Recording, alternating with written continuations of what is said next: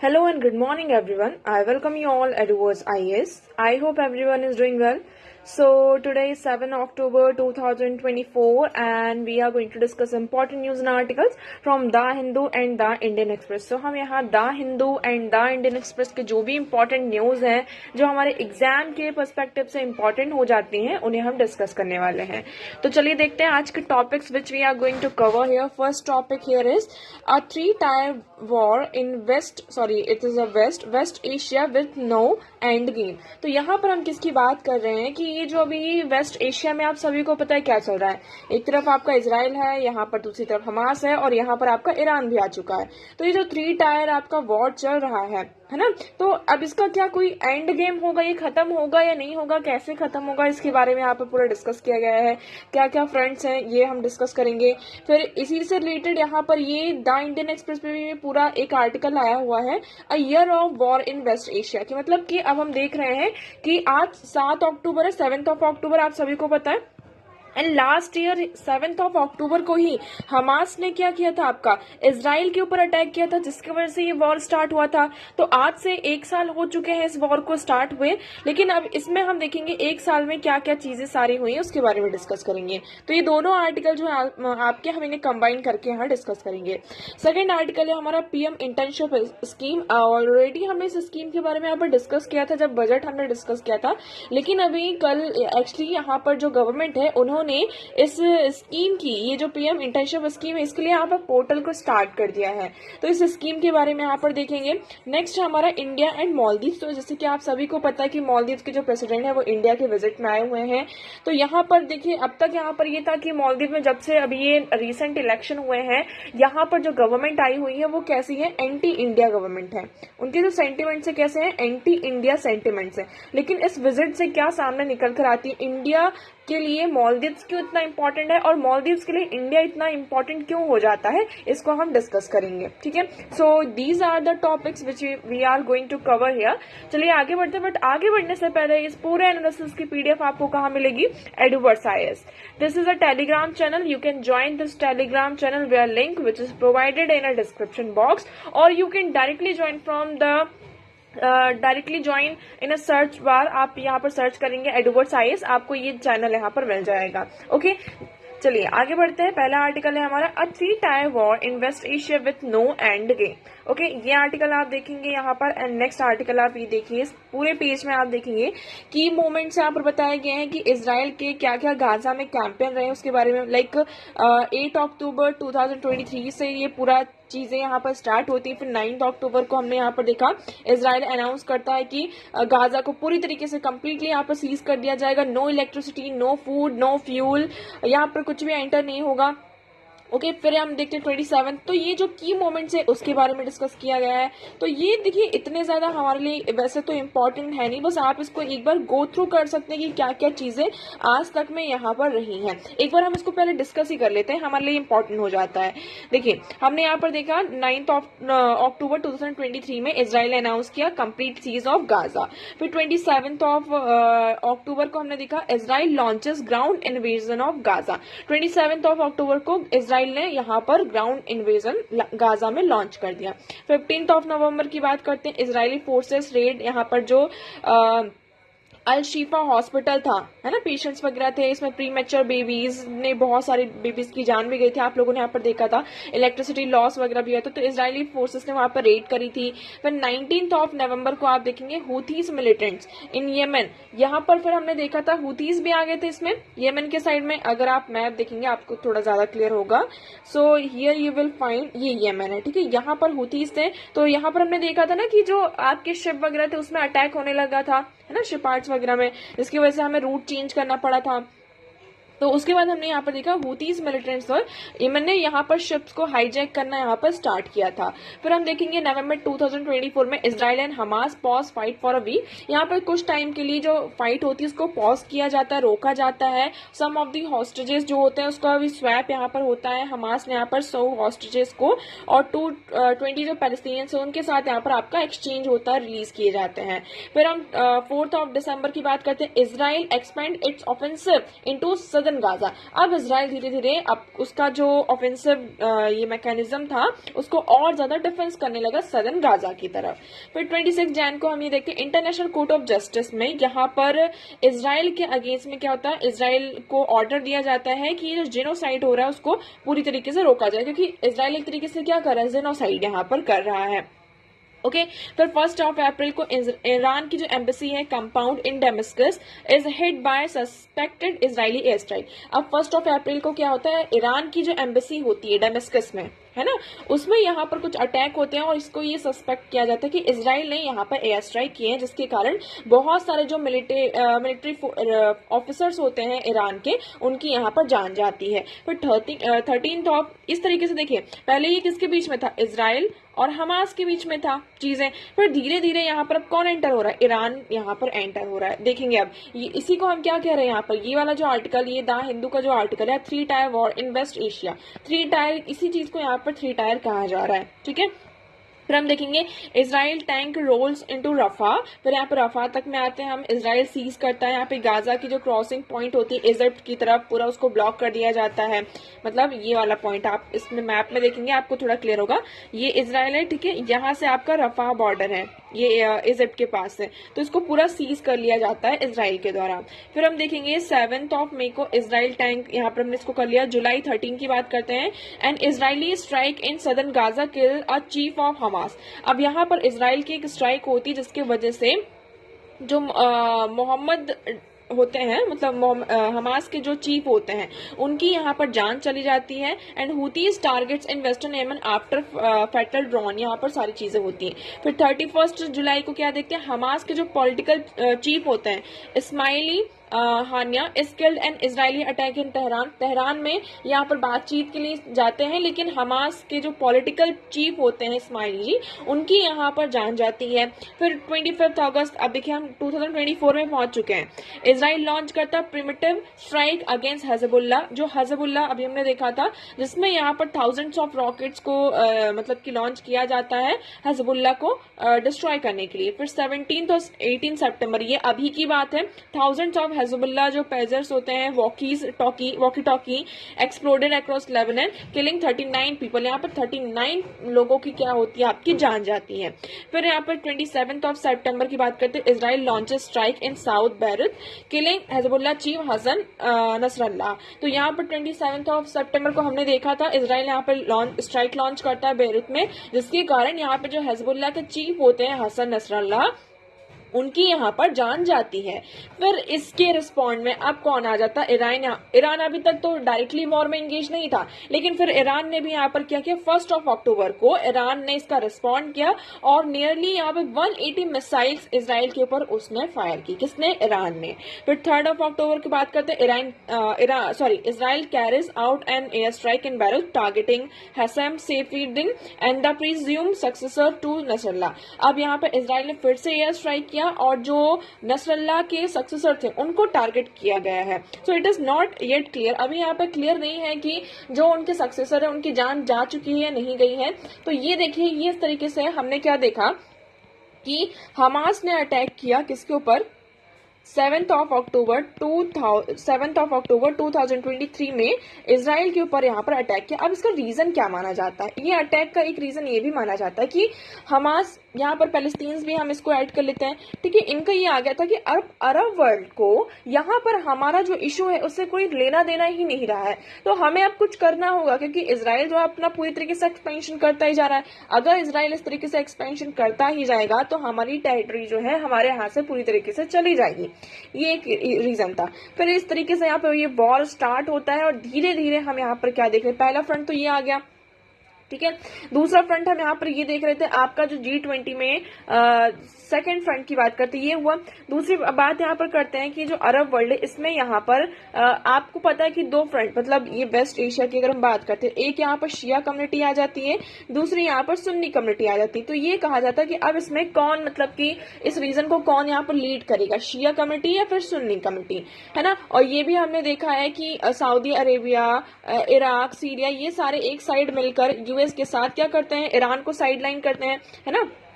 Iran की तरफ इतने सारे सैंक्शंस भी लगाए जाते हैं, आप लोगों ने देखा होगा। फिर यहाँ पर तीसरा जो फैक्टर आ जाता है, कौन सा फैक्टर है आपका, चाइना वाला फैक्टर आ जाता है। चाइना यहाँ पर आपने देखा था सऊदी अरेबिया के बीच में यहाँ पर मतलब कि रेजोल्यूशन कराया था कि ताकि इस रीजन में क्या ला सके, स्टेबिलिटी ला सके। धीरे धीरे यूएस क्या कर रहा था, अपने आप को यहाँ से पुल आउट कर रहा था। जब जहां से भी यूएस अपने आप को पुल आउट करता है, उस रीजन में कौन आ जाता है आपका, चाइना आ जाता है। तो ये चीजें आ जाती है। फिर हमने देखा था कि हमारा एक प्रोजेक्ट था कहाँ का, IMEC, India middle east Europe corridor. ये कॉरिडोर कैसा था आप देखेंगे, मुंबई से लेकर आपका यूएई, फिर इसमें आपका सऊदी अरेबिया, फिर इसमें इसराइल भी था, जिसमें हमारा मेन ऑब्जेक्टिव था कि हम यूरोप तक को क्या करेंगे, इसमें कनेक्ट करेंगे। ये एक तरीके से चाइना का जो BRI प्रोजेक्ट है, belt and road initiative project, उसके ही काउंटर पार्ट में लेकर आया था। तो इसका सबसे बड़ा नुकसान किसको हो रहा था, चाइना को हो रहा है ना, कि अगर डायरेक्टली यहाँ पे कनेक्शन हो जाएगा, हम यहाँ पे जो भी चीजें का प्रोडक्शन कर रहे हैं, एक्सपोर्ट इंपोर्ट जो हमारा होगा, वो क्या होगा, बहुत ही ईजी हो जाएगा। तो इसका एक इफेक्टिव मतलब कि काउंटर बैक किसको दे रहा था, ये BRI प्रोजेक्ट को यहाँ पर दे रहा था, बेल्ट एंड रोड इनिशिएटिव को। तो ये आई होप आपको यहाँ पे क्लियर होगा। अब इसमें एक वर्ड आपका मेंशन किया गया है जिसको हम कहेंगे ऑक्टोपस डॉक्ट्राइन। ऑक्टोपस डॉक्ट्राइन यहाँ पर किसके लिए कहा गया है, आपका इजराइल के लिए कहा गया है, ठीक है। जिसमें ये will see that as an onslaught on Gaza begin Hezbollah the Iran backed Lebanon militia group open the support front in Israel north. तो यहाँ पर जो लेबनान का मिलिटिया ग्रुप है, उन्होंने इजराइल के सपोर्ट में सपोर्ट फ्रंट यहाँ पे ओपन किया है। अब इसमें हम देखेंगे इजराइल हैज डिफरेंट ऑब्जेक्टिव, हर एक चीज में आपको इजराइल के डिफरेंट डिफरेंट ऑब्जेक्टिव दिखाई देंगे। पहले हम बात करते हैं, सो फर्स्ट ये will which collectively makes its strategy to alter the balance of power in West Asia. अब यहाँ पर वेस्ट एशिया में बैलेंस ऑफ पावर को भी क्या स्टैब्लिश करने की बात की जा रही है।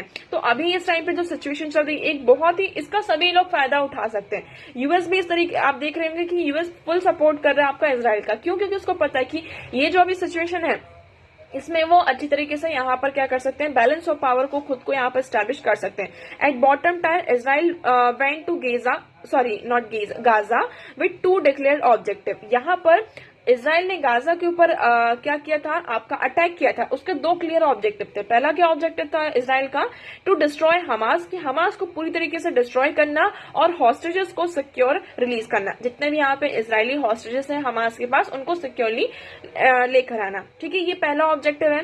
सेकेंड हम बात करते हैं in the middle, it want to push Hezbollah from the border region of Lebanon and stop the Shia militia from the launching rockets into Israel so that displaced residents in the upper Galicia region can return to their homes। अब यहाँ पर बात करते हैं Lebanon की border जो है आपकी, यहाँ पर आप देखेंगे लेबनान की बॉर्डर, आप ये इसको यहाँ पे थोड़ा जूम करेंगे आपको ज्यादा क्लियर होगा। ये इजराइल है, यहाँ पर लेबनान की बॉर्डर लगती है। इस बॉर्डर में आपके कौन है, हेजबुल्ला है। तो हेजबुल्ला को यहाँ पे साइडलाइन करना, जिससे कि क्या हो सके, यहाँ पे जो शिया मिलिटेंट्स मतलब की तरीके से ये रॉकेट वगैरह लॉन्च कर रहे हैं, एक तरीके से जो शिया मिलिटेंट्स है वो किसकी तरफ है, फलस्तीन की तरफ है, साइड में है। तो उनको डिस्प्लेस करना, ताकि जो भी यहाँ पर हॉस्टेजेस, यहाँ पर रेसिडेंट्स जो भी डिस्प्लेस हुए हैं वो आसानी से अपने घर आ चुके हैं। फिर थर्ड इसमें at top it wants to weaken Iran. ये ईरान को वीक करना चाहता है, कौन, इजराइल, है ना। It's main regional rival. इस रीजन में जो सबसे बड़ा राइवल है, इस रीजन में आप देखेंगे जो सबसे बड़ा राइवल है इजराइल का, वो कौन है, ईरान है इस टाइम पर। तो उसको वो साइडलाइन करना चाहते हैं। So Israel sees the conflict as a former prime minister Naftali Bennett put it as war against rival octopus, है ना। So Iran in its head to octopus and militia Hamas, Hezbollah, Houthis, हशदाल सवी etcetera, इन सबको ये जो जितने भी militant groups हैं, है ना, इनको इजराइल क्या चाहता है कि इनको पूरी तरीके से, ईरान में ही पूरे हैं, ठीक है, तो इनको पूरी तरीके से क्या करना चाहता है, हटाया जाता है। So in the 3 tier war Israel wants to destroy a degrade and tentacles and weaken the octopus and thereby reshape West Asia. तो इजराइल का ये है कि ये हम बात कर रहे हैं किसके, राइवल ऑक्टोपस है। यहाँ पर कौन आ रहा है आपका, ईरान। ईरान एक तरीके से क्या है, हेड है। जैसे आपका ऑक्टोपस कैसा होता है, इस तरीके से ऑक्टोपस होता है, इसके ऑक्टोपस की ये टेंट्रिकल्स होता है लाइक दिस, ठीक है। तो ये जो इसका हेड है वो कौन है, ईरान है। अब ये टेंट्रिकल्स कौन कौन से हैं, आप टेंट्रिकल्स की बात करें तो इसमें एक आ जाता है आपका हमास, ये भी इसको ईरान सपोर्ट करता है, हिजबुल्ला, हुतीज, हशद अल शाबी, तो इसमें और भी इस तरीके से टेंट्रिकल्स हैं। तो ईरान का मेन ऑब्जेक्टिव ये है कि जो ऑक्टोपस है है ना। ये ऑक्टोपस डॉक्ट्राइन क्या है, इजराइल के लिए है कि ये जो ऑक्टोपस है इसको हमें पूरी तरीके से खत्म करना है और वेस्ट एशिया को फिर से रीशेप करना है। तो आई होप आपको यहाँ पर ये आर्टिकल पूरा क्लियर होगा, इसमें और भी इतना कुछ भी नहीं है। फिर अब देखिए इंडिया का इसमें क्या लॉस है, इंडिया का बहुत बड़ा लॉस है। सबसे बड़ा जो लॉस है, जैसे कि हम बहुत सारा जो ऑयल है, नेचुरल गैस है, वो वेस्ट एशिया से, ईरान से परचेस करते हैं। हमारे जो रिलेशन है वो ईरान के साथ भी अच्छे हैं और इजराइल के साथ भी अच्छे हैं, तो उस पर थोड़ा सा यहाँ पर कन्फ्लिक्ट आ रहा है। ठीक है, अरब स्टेट्स की जैसे कि हम बात कर रहे हैं। अब यहाँ पर देखिए आपको ये लेबनान, इजराइल, यहाँ पर ये दिख रहा सीरिया है, ये ईरान, सबसे बड़ा यहाँ पर थिएटर ऑफ कॉन्फ्लिक्ट इस टाइम पर ये सारा हमारा बना हुआ है ना। So the US Israel relationship is ironclad. The approach of the West led by US has been consistently warned all actor against further escalation, commits to humanitarian aid for Gaza, but staunchly stand by Israel. तो उसमें यही है कि Israel और US के आपको relationship में देखना होगा कि यूएस फुल सपोर्ट कर रहा है किसका, इजराइल का। ठीक है, I hope this one is clear. Next move करते हैं, next article is a learning curve. Okay, a learning curve क्या है, outcome of the PM internship scheme pilot project need monitoring. 3 अक्टूबर को यहाँ पर क्या हुआ है आपका, without much fanfare the centre ने यहाँ पर online portal that will serve as a platform for implementing one of the major announcement in the budget of India's unemployment. तो देखिए इंडिया का अनएम्प्लॉयमेंट, इंडिया में अनएम्प्लॉयमेंट है, आप सभी को पता है, सब बहुत अच्छे से, और ये जो रेट है वो बहुत ही ज्यादा हाई है। अब देखिए इसके कई सारे फैक्टर्स हो सकते हैं, there are various reasons and there are various factors which can conclude to unemployment. One thing is that कि हमारे पास प्रॉपर जॉब अपॉर्चुनिटीज नहीं, मतलब कि जॉब का क्रिएशन ना होना, है ना, जॉब क्रिएशन नहीं है। दूसरी चीज ये कि हमारे पास जॉब तो है, वैकेंसीज तो हैं, but for that vacancy we don't have that much of skilled labour. Okay, for example अगर मुझे यहाँ पर साइकिल की मैन्युफैक्चरिंग करनी है तो इसका मतलब ये नहीं, डजंट मीन कि जितने भी लोग यहाँ पर अनएम्प्लॉयड हैं उनको यहाँ पर साइकिल की मैन्युफैक्चरिंग करनी आती है ना। मतलब उसके लिए फॉर एग्जाम्पल यहाँ पे मैन्युफैक्चरिंग कंपनी है एक साइकिल की जो मैन्युफैक्चरिंग करती है, वहां पर क्या चाहिए, ऐसे लोग चाहिए जिनको साइकिल की मैन्युफैक्चरिंग करनी आती हो, है ना। हम ऐसे किसी भी यहाँ पर बंदे को उठाकर नहीं ले आएंगे ना कि उसको हमने ठीक है अपॉइंट तो कर लिया, हमने उसको जॉब में रख लिया, लेकिन उसको कुछ काम ही नहीं आता हो। तो दो चीजें आ जाती हैं, एक पहला फैक्टर ये आ जाता है, या तो आपके पास उतनी जॉब वैकेंसी नहीं है, उतनी वैकेंसी नहीं, और जो वैकेंसी है for that we doesn't have that much of skilled labour. तो यहाँ पर ये जो सेकंड वाला पहला प्रोविजन है, सेकंड प्रोविजन, इसको एड्रेस करने के लिए गवर्नमेंट क्या लेकर आई है, एक इंटर्नशिप स्कीम लेकर आई है। इन दैट इंटर्नशिप स्कीम जो भी यहाँ पर स्किल्स है ना, स्किल प्रोवाइड की जाएगी जिससे कि क्या हो सके, यहाँ पर लोगों को एम्प्लॉयमेंट मिल सके। I hope this one is clear. तो this is a pilot project. अब इसमें हम इस स्कीम के बारे में देखते हैं, PM internship scheme. It will enhance youth employability in India by offering them hand on exposure to real world business environments. इसीलिए हमने यहाँ पर देखेंगे हमारा जो एनईपी है 2020 जो न्यू एजुकेशन पॉलिसी है, उसमें भी ये कहा गया कि स्कूल टाइम से ही, देखिए एक तो होता है स्कूल टाइम में हम स्कूल जाते हैं, लेकिन बाहर की जो चीजें होती हैं हम उससे उनको एक्सपोजर इतना ज्यादा नहीं है, तो सिर्फ हम यहाँ पर थियोरिटिकल बेसिस पर ही पढ़ते रहते हैं, ज्यादा यहाँ पर प्रैक्टिकली इस चीज को परफॉर्म नहीं करते हैं। तो उसमें भी अब चेंज किया गया है कि बच्चों को यहाँ पर धीरे धीरे यहाँ पर जो प्रैक्टिकल वर्ल्ड है, प्रैक्टिकल चीज है, उससे भी आप क्या कराइए, उनका एक्सपोजर कराइए, जिससे कि वो उस चीज को क्या कर सके, ज्यादा से ज्यादा सीख सके। सो इससे क्या होगा, ये जो अभी हम इस स्कीम के बारे में बात कर रहे हैं, internship scheme, so it will enhance youth employability in India by offering them hand on exposure to real world business. अब जैसे अगर साइकिल की मैन्युफैक्चरिंग करनी है या कोई भी XYZ की यहाँ पर मैन्युफैक्चरिंग करनी है, तो उसको कैसे करना है, अगर आपको उस फील्ड में इंटरेस्ट है तो you can directly join this internship programme. आपको इसमें यहाँ पे स्किल भी प्रोवाइड की जाएगी, आपके हाथ में हैंड टू हैंड पैसे भी आते रहेंगे, है ना। So the scheme represent a transformative opportunity to bridge skill gap. ये जो स्किल गैप है ना, इसको ब्रिज करने के लिए इस इंटर्नशिप को यहाँ पर लेकर आया गया है। इसका एम यही है to provide internship opportunity to 1 crore youth over 5 year. तो 5 साल में हमें जितने भी 1 करोड़ यूथ है, मतलब कि उनको इन द टॉप 500 कंपनीज में इनको क्या किया जाएगा, इंटर्नशिप प्रोवाइड किया जाएगा। ठीक है, the pilot project will implemented through online portal manage by ministry of corporate affair.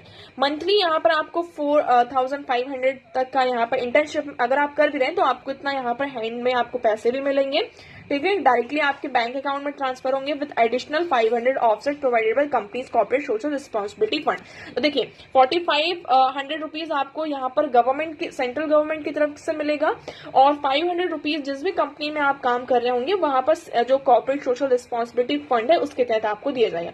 मतलब टोटल आपके हाथ में 5000 रुपए यहाँ पर आएंगे। ठीक है, They will also be provided one time grant for 6,000 upon joining and insurance coverage भी इसके अंदर आपको जो जीवन ज्योति बीमा योजना, पीएम सुरक्षा बीमा योजना है, इसके तहत आपको इंश्योरेंस और ये सारी चीजें भी प्रोवाइड की जाएंगी। इंटर्नशिप कितने साल की होगी? 1 साल की होगी, ये आपको याद रखना है। अब इस स्कीम के लिए एलिजिबल कौन है ये हम देखते हैं। तो कैंडिडेट्स जिनकी एज 21 साल से 24 साल के बीच में है एंड जो यहाँ पर किसी भी फुल टाइम एम्प्लॉयमेंट में एंगेज नहीं है वो यहाँ पर इस इंटर्नशिप को सकते हैं। फॉर एग्जाम्पल आपने ग्रेजुएशन किया और आपको यहाँ पे जॉब नहीं मिल रही है ना, और आपकी एज 21 से 24 के बीच में है, so you can do this internship. Internship are available to those who have pass 10th और हायर।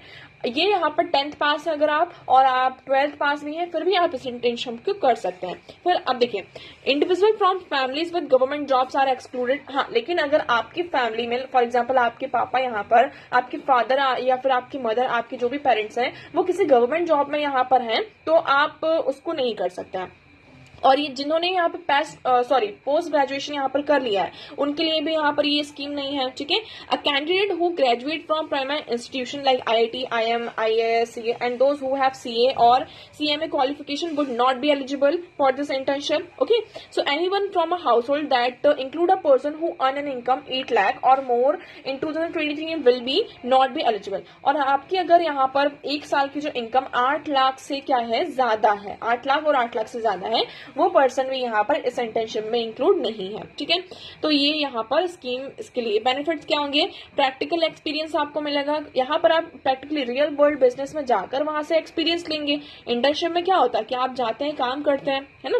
फाइनेंशियल सपोर्ट भी आपके हाथ में रहेगा, जैसे कि हमने कुछ इंटर्नशिप में देखा कि सिर्फ इंटर्नशिप होती है, इसमें आपको मतलब कि पैसे नहीं मिलते हैं इंटर्नशिप के, लेकिन इसमें आपको फाइनेंशियल सपोर्ट भी और करियर अपॉर्चुनिटी भी, लाइक आपको जब रियल लाइफ एक्सपीरियंस हो जाएगा, इससे आपकी जो स्किल है वो यहाँ पे एनहेंस होगी, तो फ्यूचर में आपको जॉब अपॉर्चुनिटीज और ज्यादा यहाँ पर मिलेंगी। तो this is the scheme. I hope this one is clear.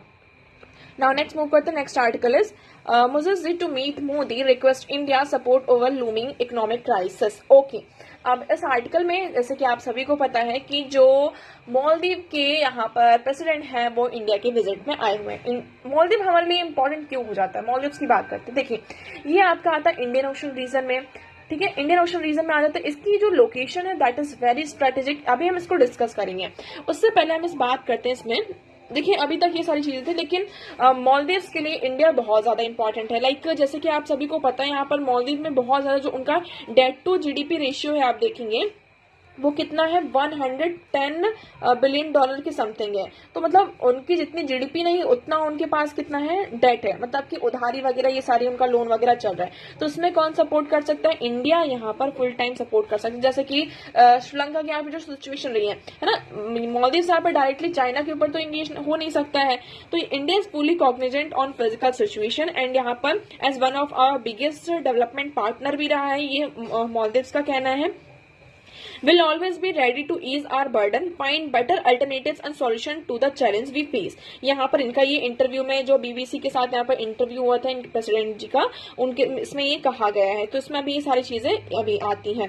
तो देखिए, इसमें जो डेट टू GDP रेशियो होता है, ये क्या होता है? तो debt to GDP ratio is a metric that compares country's public debt to its gross domestic product. इसमें ये होता है कि आपकी कंट्री का GDP कितना है और आपकी कंट्री का यहाँ पर डेट कितना है, उधार कितना है, तो उसको कंपेयर किया जाता है। तो लाइक ऐसा होता है आपका टोटल GDP ऑफ कंट्री और total date of the country, इस तरीके से इसको कैलकुलेट किया जाता है। सो ये you will see that higher the debt to GDP ratio is less likely to become the country will pay back its debt and the higher risk of default. तो अगर यहाँ पर डेट टू GDP रेशियो आपका high होता है तो यहाँ पर डिफॉल्ट के यहाँ पर चांसेस ज्यादा होते हैं। जैसे मैं यहाँ पर आप कह सकते हैं, एग्जाम्पल ले सकते हैं श्रीलंका का। Default could cause financial panic in the domestic and international market में यहाँ पर आपका फाइनेंशियल पैनिक क्रिएट कर सकता है। ओके, तो ये हुआ आपका। सो countries that able to continue paying interest on its debt without refinancing without hampering economic growth is generally considered to be stable। अगर यहाँ पर कोई कंट्री जैसे कि उनकी जीडीपी है लेकिन वो उनके जो भी इंटरेस्ट वगैरह है वो उसको टाइम पर पे कर पा रही हो, है ना, तो इससे क्या होगा, हम ये कंसिडर करेंगे ठीक है उनका मतलब डेट उन्होंने जो लिया है, उधार जो लिया, लोन वगैरह लिया है वो तो ठीक है, लेकिन इसका मतलब ये है कि अगर आप इंटरेस्ट को पे कर पा रहे हैं मतलब आप थोड़े स्टेबल हैं।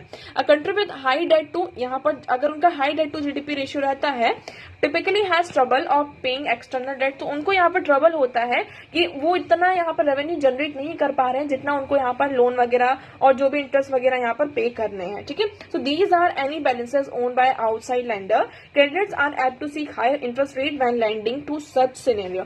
तो यहाँ पर क्या होता है, जैसे कि अब ऐसी सिचुएशन आ गई है कि मतलब कि आपका जो डेट टू जीडीपी रेशियो बहुत ज्यादा हाई है, ठीक है, और आप यहाँ पर जो भी आपने लोन वगैरह पहले की जो लोन लिए हैं वो आप उसको भी पे नहीं कर पा रहे हैं, तो अगर आप जो दूसरा अगर आप लोन लेने चाहते हैं तो यहाँ पर उनको ऐसे सिनेरियो में इंटरेस्ट रेट जो होते हैं, क्रेडिटर्स जो इंटरेस्ट रेट्स होते हैं उसको और ज्यादा हाई कर देते हैं।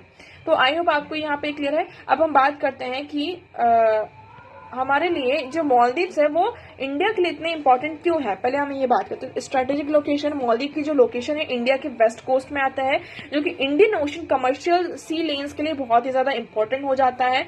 ये एक आपका आइलैंड नेशन है जहां पर जैसे कि It is situated between the choke point of Indian Ocean, such as Gulf of Aden, Strait of Hormuz और Strait of Malacca के बीच में आपका ये यहाँ पर है, जिससे यहाँ पर क्या होता है, इस लोकेशन में अगर चाइना की प्रेजेंस हो जाती तो यहाँ से क्या हो सकता है कि जो मैरीटाइम ट्रैफिक है और जो रीजनल सिक्योरिटी है, जो भी सारी चीजें हैं यहाँ से उसको मॉनिटर किया जा सकता है, ठीक है। इकोनॉमिक की बात करते हैं, ये छोटा साइज में है लेकिन करंटली मालदीव्स की बात करते हैं vote by number of developed and developing countries because of strategic importance. इसकी जो लोकेशन है दैट इज वेरी स्ट्रेटेजिक, इसलिए मालदीव जो है इकोनॉमिक पॉइंट ऑफ व्यू से भी हमारे लिए इंपॉर्टेंट हो जाता है। सिक्योरिटी की बात करते हैं, Maldives is important for political stability and security in the Indian ocean neighbourhood. ये हमारा एक नेबर कंट्री में भी आता है, तो इंडिया के जो ट्रेड है, इन्वेस्टमेंट है, उसको प्रोटेक्ट करने के लिए भी मालदीव हमारे लिए इंपॉर्टेंट हो जाता है। एंटी टेरर ऑपरेशन की बात करते हैं, like it is standing with India in anti terror operation. Maldives जो है इंडिया के साथ एंटी टेरर ऑपरेशंस में यहाँ पर डीपली एंगेजमेंट है। मालदीव में यहाँ पर बहुत सारे जो रेडिकल एलिमेंट्स इससे यहाँ पर अफेक्ट हुआ है ना। Indian Maldives are also engage in deep defence cooperation में भी यहाँ पर टेररिज्म को काउंटर करने के लिए यहाँ पर डीप डिफेंस कॉपरेशन में भी एंगेज है। ग्लोबल सपोर्ट की बात करते हैं, Maldives support India permanent membership. यहाँ पर मालदीव जो इंडिया की परमानेंट मेंबरशिप को सपोर्ट करता है, ठीक है। बोथ मेंबर्स आर कॉमनवेल्थ, दोनों जो कंट्रीज हैं इंडियन मालदीव कॉमनवेल्थ के यहाँ पर मेंबर्स हैं, have supported each other in international forum और नैम जैसे सिचुएशन में भी सपोर्ट यहाँ पर मिला है। फर्स्ट लाइन डिफेंस में बात करते हैं, मालदीव से यहाँ पर आपका first line defence maritime threat आता है ना। जो इंडियन ओशन रीजन में अगर कोई मैरीटाइम थ्रेट आता है तो उसमें यहाँ पर Maldives as a first line defence की तरह एक्ट कर सकता है। हमारी नेबरहुड फर्स्ट पॉलिसी में भी मालदीव्स का बहुत ही इंपॉर्टेंट रोल है, जिसमें हम बात करते हैं हमारे जो नेबरहुड फर्स्ट पॉलिसी और विजन सागर है, ये क्या कर सकता है, अगर इस रीजन में इंडिया का इन्फ्लुएंस ज्यादा रहता है तो चाइना का जो इन्फ्लुएंस है उसको हम क्या कर सकते हैं, रिड्यूस कर सकते हैं। So I hope this one is clear. तो ये थे आज की हमारी इंपॉर्टेंट न्यूज और आर्टिकल्स जो हमने यहाँ पर डिस्कस किए। आई होप आपको सारी चीजें क्लियर होंगी, बट स्टिल अगर आपको कोई डाउट है तो you can ask in comment section.